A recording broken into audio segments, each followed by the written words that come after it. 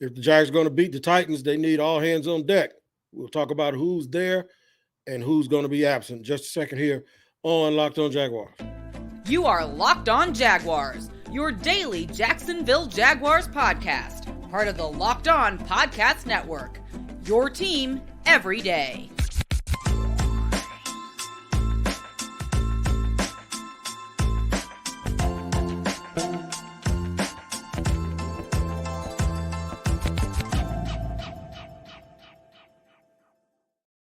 Thank you for joining me, Tony Wiggins, your host of the Locked On Jaguars Daily Podcast here on the Locked On Podcast Network, where it's your team every day, and we thank you for making us your first listen. We are free on all platforms. As a reminder, wherever you get your podcast, it is free on all platforms. Make sure you like and subscribe to the YouTube page as well. I got a little bit to unload on you today about the Tennessee Titans road trip the Jaguars will face on Sunday. Might be a little shorthanded in some positions. We'll talk about why I think everyone who's going to play needs to play at their highest level if they're going to win this game. What does it mean if they lose another game for people in the front office is what we'll talk about in segment 2. And then, of course, we'll close it out with a look with rose-colored glasses and tell you if they're going to win, how they're going to be able to do it on Sunday. First and foremost, the Jaguars today waived former Rams running back Henderson, excuse me. Yeah, they waived the running back they picked up on waivers just a couple of weeks ago. Darrell Henderson, the running back, he was waived. I thought that was going to be a good addition, but obviously it did not work out. In terms of the injury report, before we get to the all hands on deck discussion, Andre Cisco, Zay Jones, and Trevor Lawrence are all questionable. Trevor did not practice, or he was limited Friday. Everyone else practiced, they were limited. They're questionable. I fully expect them all to play. Chad Muma, who had been starting at Mike linebacker, is out. He won't play. So we'll get another hard look at Devin Lloyd. It's a chance for him to really get back in the good graces of folks around. There are a lot of people talking about Devin Lloyd, saying that Devin Lloyd needs to be moved to edge rusher. Let me tell you something that NFL players hate is when someone thinks that because someone doesn't play another position that you could just move them to the position that they play. I spoke to a defensive end, a little off the record, who says that, how do you know he can do it? How do you know? And I think sometimes fans just look at certain traits and believe you can just take a guy and move him over there, and then all of a sudden, if he hasn't done that his entire career, and they like to equate with, well, he did it in college. Yeah, okay, that's not the same thing. So I don't know if he could do that, just like I didn't know definitely Tim Tebow could play linebacker or tight end or fullback either, which he couldn't. But fans always say stuff like that. The thing is, Devin Lloyd needs to be able to play what the Jaguars drafted him to play.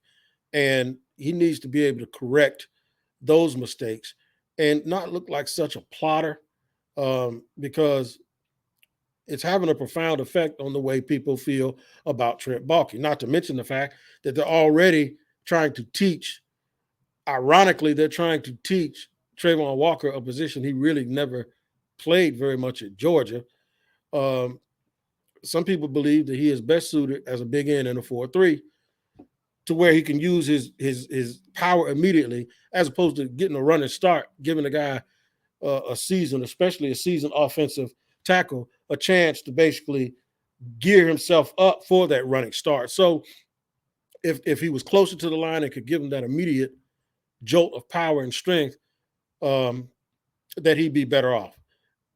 Whoever plays this week, and Trevor Lawrence, like I said, I fully expect him to play. Whoever plays this week, it needs to be an all hands on deck approach.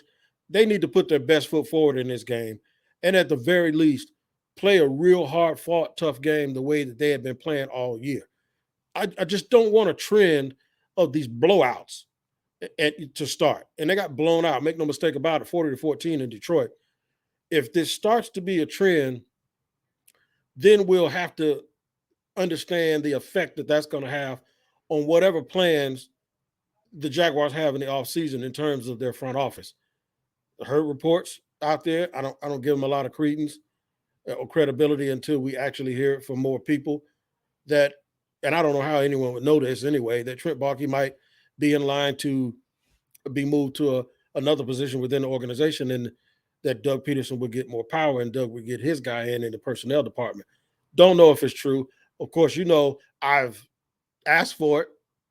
I've jumped up and down for that, and we'll see how it has to happen. But people have to step up this week. ETN, you can't put the ball on the ground. Zay Jones, if he plays, he has to catch it. He has to play with that same fire and passion that he played with against the Baltimore Ravens. Cam Robinson, we need a good game out of Cam Robinson. These guys got to get going and got to help Trevor, who has a bum toe right now. And it's going to affect his mobility a little bit. So it's going to really, really be pertinent that these guys play well on the offensive line. The defense, if you could see the thumbnail, the defense I put Mike Caldwell. Mike Caldwell needs some confidence right now. He needs to have confidence instilled in the fan base and instilled in his players that he knows what the hell he's doing. Doug mentioned, the other day that, trying to get people in the right spot. Yeah, that's your job, to get people in the right spot so they can make plays. So there's a lot the Jaguars have to do if they think they're going to turn this thing around and at least get back on track of playing competent football the way they pretty much had all year, even though they hadn't won a whole bunch. No one questioned, and no one basically thought about this team being terrible again until last week. Last week, we went from pure euphoria just a week ago when they won a game that nobody expected them to win and did it in a manner that showed you that Trevor Lawrence had actually arrived, to falling flat on their face against Detroit in a game that they really, really, really needed to win, man. And it really, really, really changed the way a lot of people feel about the organization and about the direction that they're headed. I'm going to tell you what happens if they lose, and if they lose poorly in Tennessee. And you can imagine how it's going to be and what all of the conversation is going to be.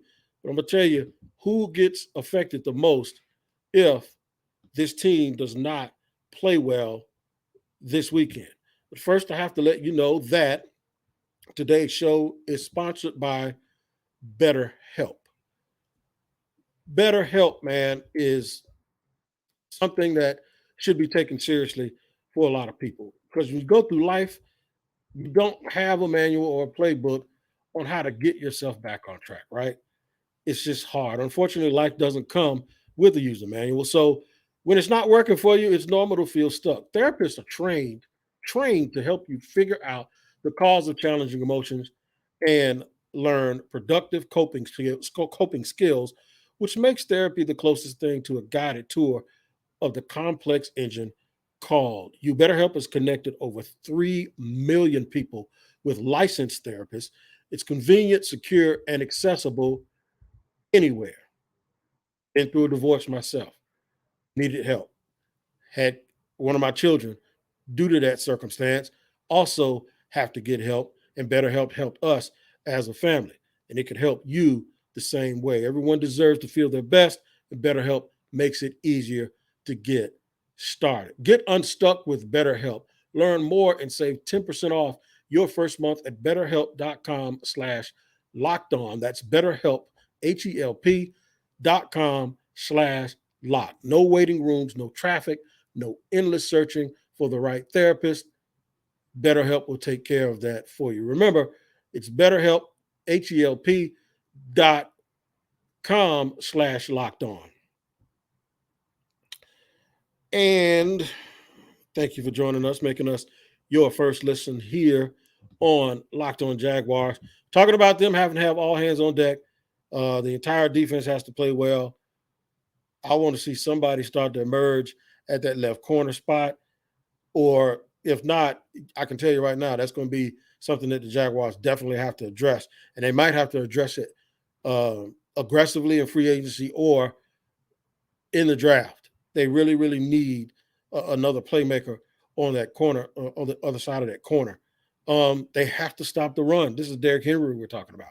So they have to get those run fits. That goes back to Devin Lloyd. A lot of people think that it's all on the defensive line.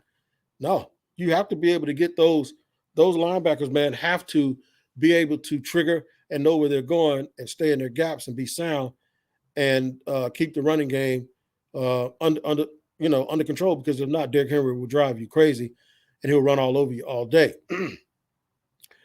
That's just defense. On offense, like I mentioned, everyone has to play as well as they possibly can and not be flat and give the – of course, they're going to play as well as they possibly can. But what I'm saying is they have to play more to their ceiling than their floor. And they played – last week in Detroit, you saw the floor.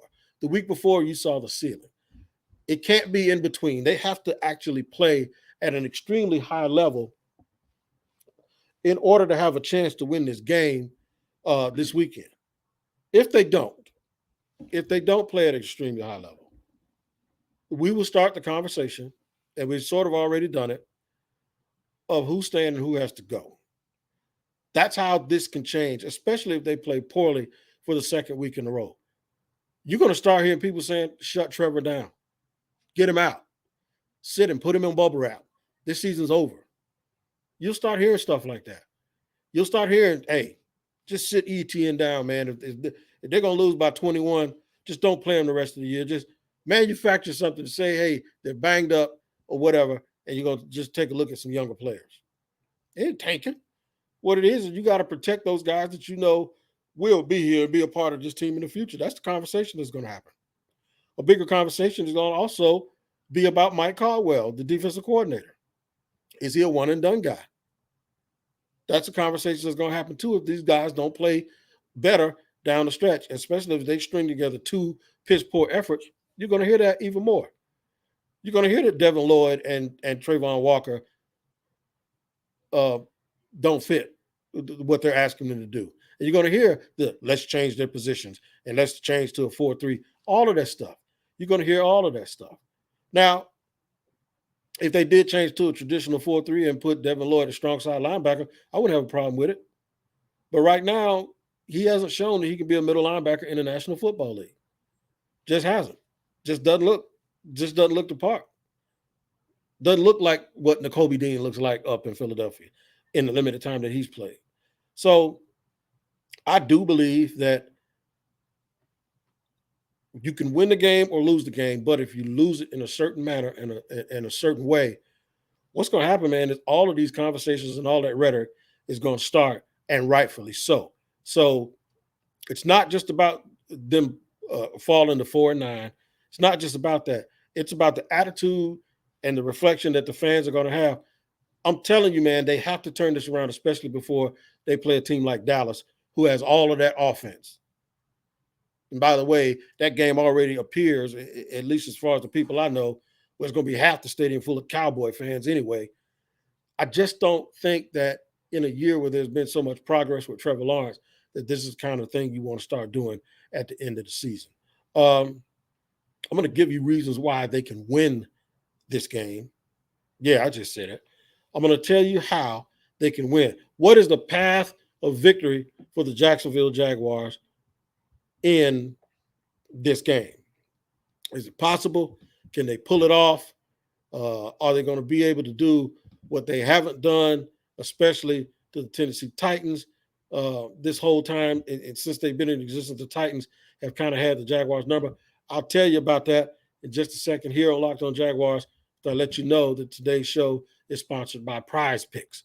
PrizePicks is the game, man. I can't get enough of it because it's a daily fantasy game where it's just me against the projections. It ain't me against Joey from the South Side or my buddy Debo or my buddy Jason. No, it's me versus the projections. So PrizePicks assigns projections, player projections in terms of statistics to their daily entries, right? All you have to do is decide if they're right or wrong, and if they're right or wrong by saying more or less.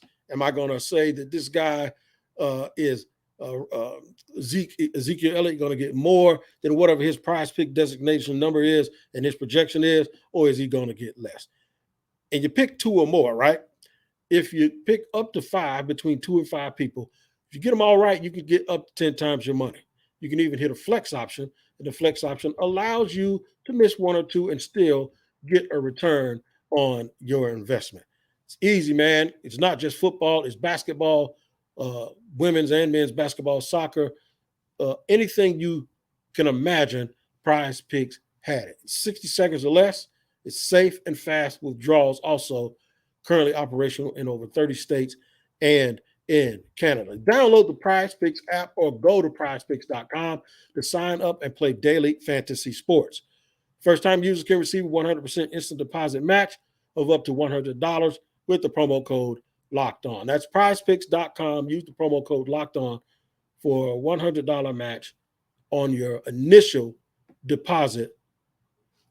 $50 you put in, they'll give you $50. Make sure you go to PrizePicks and use the promo code Locked On at sign up. All right, man, rolling through segment 3. I'm going to give you an idea of what the Jaguars must do to win the game. If you missed the crossover edition with me and Tic Tac Titans, my man Tyler Rowland, I actually picked the Jags to win. And I think I picked them to win every single week except one. Yeah, I did. No, 2. I did not pick them to beat Philly. And I may have picked them to beat Philly. The only game I remember I didn't pick them to win was, I think they actually won the game that I didn't pick them to win too. But, Kansas City. I did not pick them to beat the Chiefs. That's the game. But I always give you some silver lining.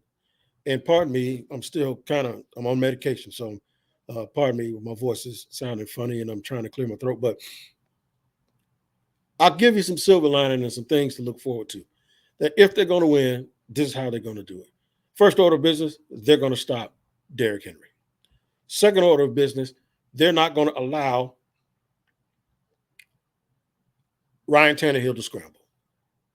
That means everyone has to be sound. They can't get so happy with rushing the passer that they try to go around and create these natural lanes for him to run. I don't know if Treylon Burks is going to play. I can check out the injury designation here. I got the injury report right in front of me. But if he's out. Treylon Burks is out.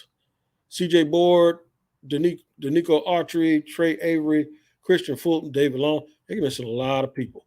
Questionable is Hassan Haskins. Questionable is Jeffrey Simmons. I'll get to him in a second. And Tier Tart, I believe, is also questionable. But Treylon Burks did not get out of concussion protocol. So, yeah, he's not going to play. But they still, they'll find weapons. They like throwing the ball to the tight end. They like throwing the ball to running backs. They do have Robert Woods, who's a pretty good player. So, but the first order of business is to stop the running back, Derrick Henry. Second order of business, make sure Ryan Tannehill is not allowed to scramble to extend plays and have his receivers running scramble routes. The other order of business is Jeffrey Simmons, who I just told you is questionable. I think one of the 3 best defensive tackles in the NFL. You can't let him if he plays, you can't let him just do whatever he wants to do and dominate the line of scrimmage. Luke Fortner, we know he's not the strongest cat in the world.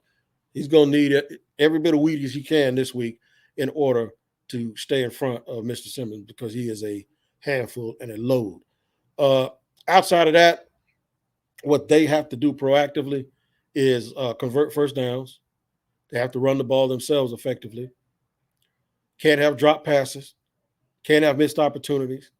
They must protect the football and keep the Titans on the bench. That's what they have to do. Trevor Lawrence has to stay upright. He has to stay upright, and that falls on the offensive line. The offensive line, they have to make sure that what they do is keep Trevor Lawrence upright and give the Jaguars a chance. Can't miss opportunities like field goals. Just can't do it. Everything, all hands on deck. Everything that has to happen positively to win this game needs to happen Sunday. You're not going to win it just by playing 2.5 quarters.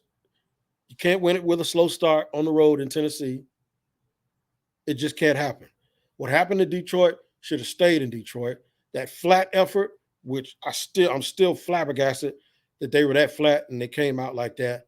It has to remain just a bad memory. The Jaguars have to get back to playing competitive football. But this week in particular, they don't need to have a slow start like they had against the Las Vegas Raiders. They need to start this game hot and play it all the way through, and don't let dumb penalties and things of that nature negate positive play. Stay out of long down and distance situations. So that means no holding calls, no false starts, illegal formations. First and 10, second and 10 is cool. Anything over that, second and 12, second and 15, second and 17, they need to stay out of those situations in Tennessee, and so they can sort of keep the crowd out of the game. Mike Caldwell, I hope he has a good game and can quiet some of the rhetoric that we're hearing from people that don't think he's the man for the job. I like him personally, but it's hard to defend him right now. We'll have to see how that goes. Listen, make sure you tune in to Locked On Sports Today. Locked On Sports Today is my favorite show. It's under 30 minutes. Peter Bukowski breaks it down with all the big stories from around the world of sports, not just football, with the local experts on the Locked On Network who covers those sports. And you get a fantastic smorgasbord, if you will, a buffet every single day from the Locked On Sports Today podcast. Make sure you find it on the Odyssey app or anywhere else you get your podcast. I'm going to try to get well over the weekend, continuing to take my meds and do the things that I have to do to keep improving. This bug is going around. It's 85 degrees outside today, and I wish I could enjoy it, but I can't, man. I gotta stay in and take all my meds and do the thing. Got to put that Vicks across my nose and stuff at night, so I feel like I'm in elementary school again. I said all that to tell you this: take care of yourself, take care of your family, take care of each other during this holiday season, and y'all be well. And wish the Jaguars a successful game on Sunday. I will do a postcast immediately following the game, so make sure you catch me live on the postcast on YouTube. I'll send you the link, excuse me, on social media right before we do that. So hopefully the Jags will win in the fashion that I said they'll win. We need all hands on deck. Mike Caldwell, we're watching. Devin Lloyd, we're watching. And I did pick them to win. I picked them to win, I think, 27-17 or something like that. So we'll see if that happens. You guys take care of each other. We'll see you next time here on Locked On Jaguars.